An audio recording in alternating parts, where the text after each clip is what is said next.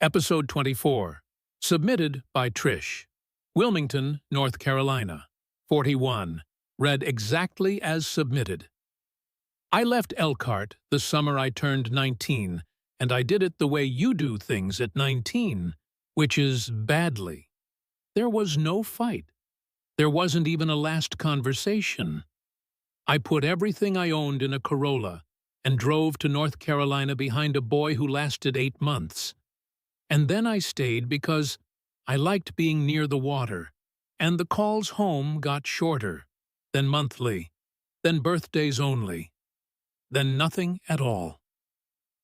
The first person I stopped calling was Dana. We had been the kind of friends where her mother yelled at me for my grades, and Dana was the one who wrote the posts. That was her thing, even back then, even before any of us had a reason for it.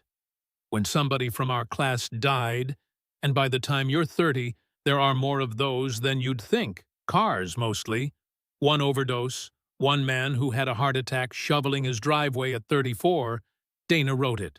Long ones, particular ones. She'd remember that Kevin ate the crusts off other people's sandwiches, and she'd put that in. And 100 and something people would read it and cry at work. 200 comments underneath every time. That was more or less always the number. 200 people typing, "Beautiful, Dana," and "You always know what to say." What I noticed over the years was nothing. That's the part I can't make sound like anything. No reunion mail, no invitations.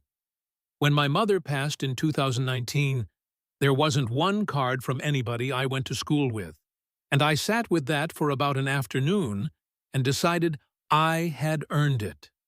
You don't get to disappear on people and then be hurt that they let you.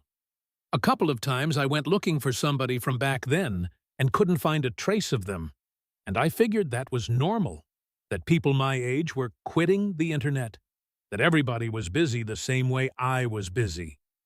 2 summers ago, I went back to clear out my aunt's place, and I was in the hardware store on a Tuesday morning buying contractor bags, and Kyle was at the end of the aisle. Kyle from marching band. He was holding a paint stirrer, and he looked at me, and he said my name like it was a question, and then he set the stirrer down on the shelf very carefully, the way you'd put down something breakable. He didn't say hello. He got his phone out with both hands, and he was shaking, and I honestly thought he was about to show me pictures of his kids. It was dated 11 years before that morning. My senior picture. 206 comments. She'd written that I always gave away my fries. She'd written that I sang in the car and never once knew the words, which is true, and which nobody knew but her.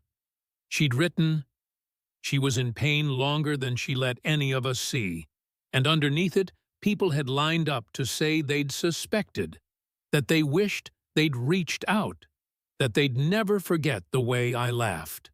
4 people said they had been thinking of me that very week.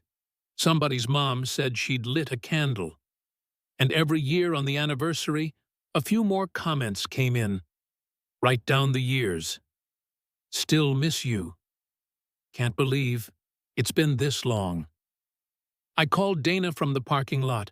She picked up on the second ring and said my name without any surprise in it at all. I asked her what she'd done, and she was quiet. And then she said, "You didn't call me back.